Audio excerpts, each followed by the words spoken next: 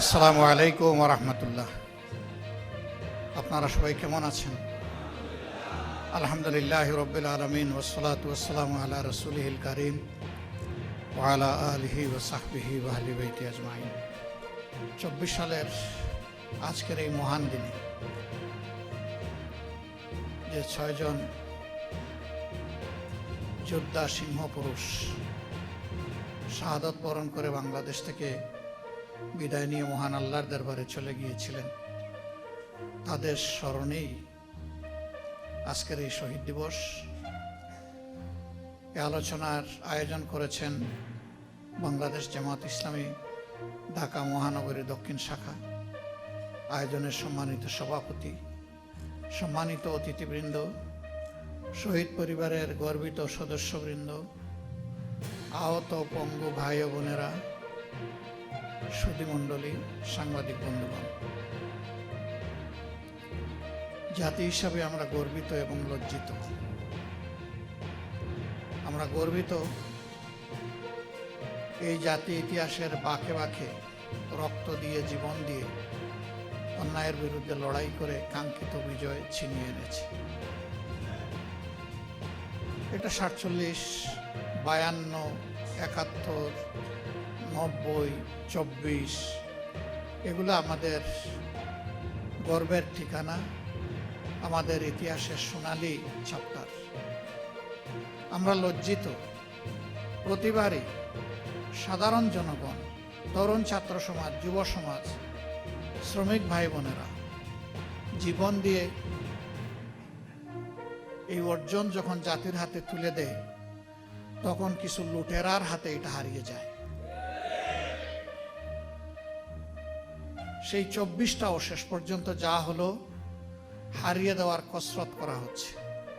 আল্লাহর কসম, জীবন দিব কিন্তু 24 হারিয়ে যেতে দেব না।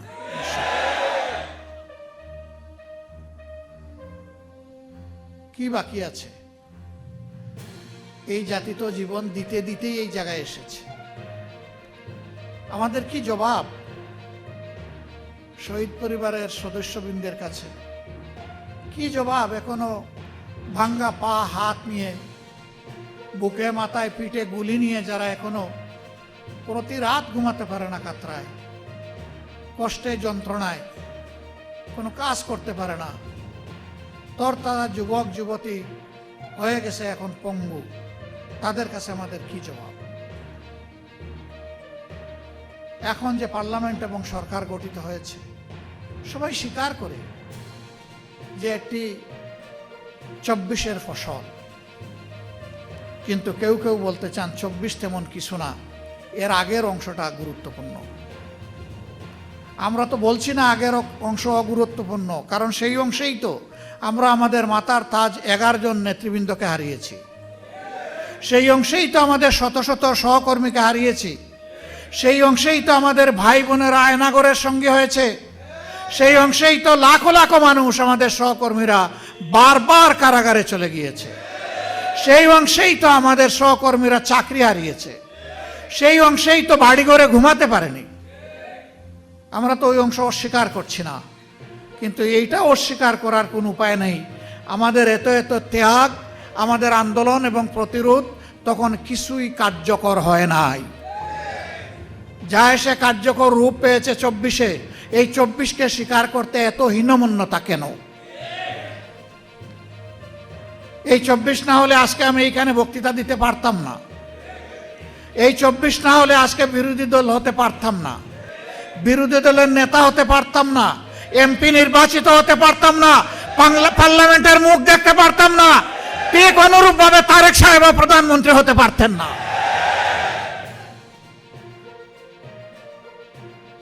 আর যে সমস্ত মন্ত্রীরা আজে বাজে কথা বলে, কেউ তো সংসদের ভিতরেই বলে ফেলে, আর কেউ টক শোতে গিয়ে বলে, দায়িত্ব জ্ঞানহীন কথা বলে, দেশ বিরোধী কথা বলে, আমরা যখন সংসদে এই বিষয়গুলো তুলে আনি, তখন বলা হয় এগুলা সংসদের বাইরের ব্যাপার। আবার আমাদেরকে যখন আঘাত করা হয়, তখন শুধু সংসদের বাইরের ব্যাপার না, আধা শতাব্দী আগের বিষয়গুলো নিয়ে আসা হয়। চিংড়ি মাছের জীবন, লাফ দিলে পিছনের দিকে যায়, সামনে রাস্তা খুঁজে পায় না, এই জাতি আগাবে কিভাবে? আমরা সবসময় বলে আসি যে আসেন সামনাটা দেখি, এগিয়ে যাই, যেই অঙ্গীকার নিয়ে 24 হয়েছে সেই অঙ্গীকার বাস্তবায়ন করি। বড় কিছু নয়। এই যুবকেরা চেয়েছিল একটা বৈষম্যহীন সমাজ, চেয়েছিল সকলের অধিকার নিশ্চিত হোক, তারা চেয়েছিল বাংলাদেশ থেকে দুর্নীতি দূর হোক, তারা চেয়েছিল চাঁদাবাজদের কবলে পড়ে জাতির যে জেরবার অবস্থা এখান থেকে জাতি মুক্তি পাক, তারা চেয়েছিল আদালতে গেলে মানুষ যেন ন্যায় বিচারটা পায়। এই তো এতটুকু। তারা তো কারো কাছে ভিক্ষা চায়নি। তারা বলেছে আমাদের যোগ্যতা অনুযায়ী আমাদের হাতে কাজ তুলে দিতে হবে। আজকে অনেক বড় বড় কথা আমরা শুনছি বিভিন্ন দিক থেকে, কিন্তু কাজের বেলায় আমরা এটা খুঁজে পাই না। আপনারা নিশ্চয়ই সংসদ দেখেন। আমি বিশ্বাস করি এই কারণে দেখেন যে এই সংসদকে আপনার মজলুমের সংসদ মনে করেন। সেই মজলুম এমপিরা ওখানে গিয়ে জনগণের জন্য কি বলে এইটা আপনারা আগ্রহ করে শুনতে চান, দেখতে চান। আপনারা মূল্যায়ন করবেন আপনাদের বিবেকের পর্দায়। এ গভীর বিশ্বাস আমাদের আছে। জুলাইয়ের সবচেয়ে বড় দাবি ছিল ফ্যাসিবাদ যাতে বাংলাদেশে আর ফিরে না আসে, এই জন্য সংস্কার সাধন করা, একটা নতুন বাংলাদেশ গড়ে তোলা, অতীতের পচা রাজনীতিকে বিদায় জানানো, নতুন রাজনীতিকে আলিঙ্গন করা, মানুষকে আশাবাদী করে তোলা। এই জন্যই হয়েছিল গণভোট। সেই গণভোটের ব্যাপারে বলা হয় এটা তো সংবিধানে নাই। বলা হয় এই 4 প্রশ্ন এত জটিল, আমি বুঝতে লাগে 4 ঘন্টা, জনগণ কিভাবে ভোট দিল? কেন?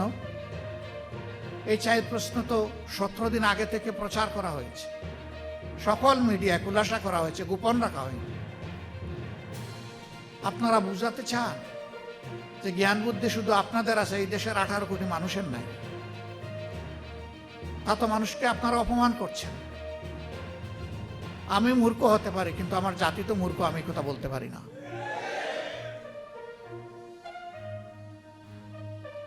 সম্মানিত ভাইয়েরা, 4 প্রশ্ন জাতি যদি না বুঝে তো 31 প্রশ্ন বুঝে কিভাবে? এগুলো সব গুজামিল, ভাওতাবাজি। এবং ইতিমধ্যে একজন বলেছেন আমরা সব কিছু আগে মেনে নিয়েছি যাতে বুটটা হয়ে যায়, মানে বুট হয়ে পকেটে ঢুকে যায়। আরেকজন বলেছেন টোল মওকুফের কথা বলেছিলাম, আসলে বুট পাওয়ার জন্য। লা হাওলা ওয়ালা কুওয়াতা ইল্লা বিল্লাহ। রাজনীতিবিদরা যদি এইরকম জাতির সাথে প্রতারণা করে তাহলে এ দেশের মানুষ যাবে কোথায়?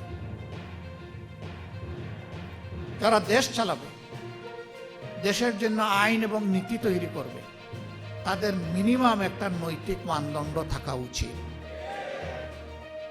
ইলেকশনের আগে তারাও বললেন, আমরাও বললাম, সবাই গণভোটে হা বলল, জনগণ 70% মতো হা বলল। এখন তারা বলেন যে 51% মানুষ আমাদেরকে রায় দিয়ে পাঠিয়েছে, আমরা এটা মানব না, কারণ আমরা সংখ্যাগরিষ্ঠ। 51 বড় না 70 বড়? আপনাদের দাবি যদি মেনেও নেই, কিভাবে ভোট পেয়েছেন সে বিতর্ক থেকে গেল ইতিহাসে।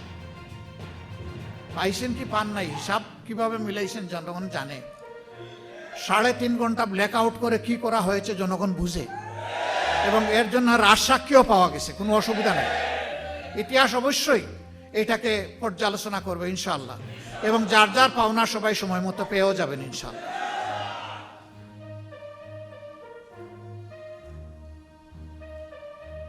70% মানুষের রায়কে অগ্রাহ্য করে এখন আমাদেরকে বলা হচ্ছে আপনারাও আসেন, এই অগ্রাহ্যের মিছিলে আপনারাও শরীক হয়ে যান। সংসদে আমাদেরকে অনেক সংবিধান শেখানো হয়, অবৈতনিক কিছু শিক্ষক আছে, হাবভাব যে দুনিয়া সব কিছু ওনারা বুঝেন। তা আমি একটু জিজ্ঞেস করতে চাই, সংবিধান সংশোধন কমিটি নামে কোনো কমিটি কোনো বিধিতে কোনো সংবিধানে আছে কিনা? যদি না থাকে তো এটা কেন? এটা হচ্ছে জুলাইকে ভুলিয়ে দেওয়া, এটা হচ্ছে গণভোটকে ভুলিয়ে দেওয়া। আমরা পরিষ্কার প্রতিবাদ করে ওয়াকআউট করেছি। আপনারা জনগণের রায়কে অপমান করতে চান, করেন, জনগণ সেইটা বিচার করবে। আমরা জনগণের সাথে আছি, তাদের রায়ের পক্ষে আছি, লড়ে যাব, লড়াই করতেই থাকব। এবং আমরা গভীরভাবে আস্থা রাখি ইনশাআল্লাহ এই 70% ভোট বৃথা যাবে না, এই গণরায় বাস্তবায়ন হবে ইনশাআল্লাহ।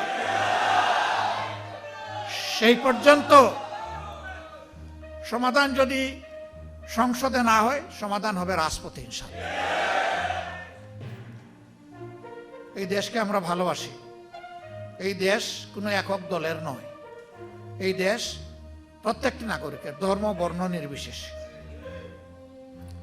আরেকটা কথা বন্ধুগণ, প্রতিবেশী দেশ সম্পর্কে এখানে অনেকেই আক্ষেপ প্রকাশ করেছে। আমরাই একমাত্র দল যাদেরকে তারা পছন্দ করে না। তারা বলেছে বাংলাদেশের সকল দলকে ভারতের মাটিতে আমন্ত্রণ, শুধুমাত্র জামাতে ইসলামী লাল কার্ড। আমরা এই লাল কার্ডের পরোয়া করি না। আমরা ভারতের বুকে আশ্রয় নেওয়ার কোনোদিন চিন্তাও করি না। এই দেশ আমাদের দেশ, আমাদের আশ্রয়ের জায়গা 18 কোটি মানুষের অন্তর ইনশাআল্লাহ। আমরা তাদের হৃদয়ে আশ্রয় নিতে চাই এবং আমাদের হৃদয়ে বাংলাদেশকে ধারণ করতে চাই। এই জন্য বরাবর বলেছি, আমাদের কোনো পিসি খালার দেশ নাই, আমাদের দেশ বাংলাদেশ। এই স্লোগান অনেকেই দেন, কিন্তু বাস্তবে প্রমাণ দিতে পারেন না। আলহামদুলিল্লাহ, আমাদের নেতৃবৃন্দ জীবন দিয়ে ফাঁসের তক্তার উপর দাঁড়িয়ে প্রমাণ করেছেন বাংলাদেশই আমাদের ঠিকানা। আমরা সেই নেতৃবৃন্দের রেখে যাওয়া আমানতের সম্মান রক্ষা করব ইনশাআল্লাহ। ভারত আমাদের প্রতিবেশী, তাদের সাথে আমরা সৎ প্রতিবেশীর আচরণ করতে চাই এবং তারাও আমাদের সাথে সৎ প্রতিবেশীর আচরণ করছে ওটাও দেখতে চাই। এর ভিন্ন কোনো সম্পর্ক কারোর সাথেই আমাদের থাকবে না। আমাদের পররাষ্ট্রনীতি স্বাধীন। এ দেশ তার পররাষ্ট্রনীতি কারোর ডিকটেশনে চলুক, এটা আমরা চাই। এটা জনগণের অভিপ্রায়ে চলবে ইনশাআল্লাহ।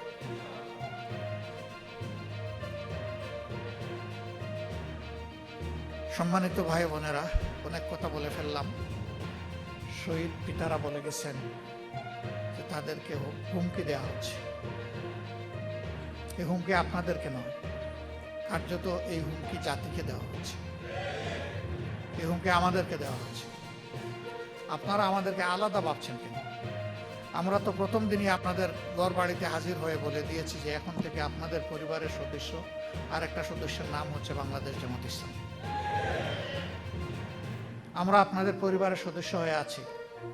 হয়তো পারি না সবসময় খোঁজখবর নিতে, মনে চাইলেও, কিন্তু আমাদের অন্তরে আপনারা 7 দিন 24 ঘন্টাই আছেন, থাকবেন। এই ঋণ পরিশোধ করার কোনো শক্তি আমাদের নাই, কিন্তু আমরা চেষ্টা করে যাব যাতে আপনাদেরকে সম্মানটুকু দেখাতে পারি। আল্লাহ যেন এই শক্তি আমাদেরকে দান করেন। আপনাদের নিরাপত্তা আমাদের নিরাপত্তা। আমরা ভয় পাই না, ভয় পাই শুধু আল্লাহ রাব্বুল আলামিন। আর কাউকে কোনো পাত্তাই দেই না, আলহামদুলিল্লাহ। পাত্তা দিব না ইনশাআল্লাহ। আহত পঙ্গু ভাইয়েরা যারা আছেন তাদের জন্য বড় দুঃখ। শহীদ হয়ে যারা চলে গেল, আমরা বিশ্বাস করি তারা তো জান্নাতের পাখি হয়ে গেল। কিন্তু যারা এই যে বেঁচে আছে কষ্ট নিয়ে, তাদের জন্য বড়ই কষ্ট লাগে। আসলে তাদের জন্য কার্যকর কিছু আমরা করতে পারি। আমরা বড় লজ্জিত। সরকার পারে। এই জন্যে এই বাজেট সেশনে 2বারই এই দাবি উত্থাপন করেছি, মেহরবানি করে তাদের বিষয়টা সর্বাধিক অগ্রাধিকার দিয়ে দেখতে হবে। রাষ্ট্র যদি না দেখে তাহলে এই রাষ্ট্র হবে অভিশপ্ত রাষ্ট্র। এই রাষ্ট্র হবে অকৃতজ্ঞ রাষ্ট্র, নিমক হারাম রাষ্ট্র। আমরা আশা জাগাইয়া রাখতে চাই যে এই রাষ্ট্র নিমক হারামি করবে না এদের সাথে। কিন্তু যদি করে তাহলে অতীতে যেমন নিমক হারামদের কোনো ভালো পরিণতি হয়নি, বর্তমানেও হবে না। সম্মানিত ভাই বন্ধুগণ, যারা এসেছেন তাদের কাছে আমরা কৃতজ্ঞ। কৃতজ্ঞতার ভাষা খুঁজে পাই না, হারিয়ে যায়। আবেগ আসে, কান্না আসে, চোখ দিয়ে পানি পড়ে না, রক্ত পড়ে। কারণ এই ইতিহাসটা রক্তাক্ত ইতিহাস, শহীদের রক্তে লেখা 24। হে রব্বুল আলামিন, তুমি এই শহীদদেরকে কবুল করার দেশটাকেও কবুল করো। ইয়া আল্লাহ, এটাকে সম্মানের, শান্তির, অগ্রগতির একটা দেশ বানিয়ে দাও, ন্যায় বিচারের একটা দেশ বানিয়ে দাও, আমাদের যুবকদের স্বপ্নের প্রত্যাশার দেশ বানিয়ে দাও, যেন আমরা মরার সময় শান্তি নিয়ে মরতে পারি, যে আমাদের জেনারেশনের হাতে, পরবর্তী জেনারেশনের হাতে একটা বাসযোগ্য সম্মানের দেশ আমরা তুলে দিতে পারলাম। আমাদের জন্য দোয়া করবেন। আমরা ইনশাআল্লাহ জীবন থাকতে কোনো অন্যায়ের কাছে মাথা নত করব না। সে যত বড় শক্তি হোক, কোনো ভয়টা দেখাই আমাদের কোনো লাভ নাই ভাই। আমরা ওই সমস্ত ভয়কে পাত্তা দিই না। বাংলাদেশ ভয়কে জয় করেই 2026 সালে এসে উপনীত হয়েছে। আমরা দাবি করছি, জুলাই সনদে লেখা আছে, শহীদদের এবং আহত যোদ্ধাদের নামে বাংলাদেশের বিভিন্ন সড়ক এবং স্থাপনার নামকরণ করা হোক। যত তাড়াতাড়ি এটা করা হবে, আমরা ধরে নিব সরকার তত বেশি তাদের প্রতি শ্রদ্ধাশীল। আমরা সেই দাবি আজকে পাবলিক স্পেস থেকে রেখে দিলাম। সংসদে বলেছি, বলতে থাকবো। দাবিগুলা ন্যায্য দাবিগুলো অর্জন না হওয়া পর্যন্ত সংসদের ভিতরে আমাদের লড়াই চলবে ইনশাআল্লাহ। আপনাদেরকে সাথে থাকতে বলছি না, আমরা আপনাদের সাথে আছি ইনশাআল্লাহ। আমরা আপনাদের সাথে ছিলাম, আছি। আল্লাহ যতদিন বাঁচায় রাখবেন থাকবো ইনশাআল্লাহ, থাকবো ইনশাআল্লাহ, থাকবো। এর কোনো ব্যতিক্রম হবে না ইনশাআল্লাহ। আল্লাহ তাআলা আমাদেরকে কবুল করুন। সবাই মিলে এই দেশকে নির্ভেজাল করার তৌফিক দিন। সবাই মিলে আমাদের আকাঙ্ক্ষার বাংলাদেশ গড়ে তোলার তৌফিক দান করুন। এবং আমরা বিশ্বাস করি এটা আল্লাহর আইনের ভিত্তিতেই কেবল সম্ভব। আমরা মহান আল্লাহর সাহায্য চাই। আসসালামু আলাইকুম ওয়া রাহমাতুল্লাহ।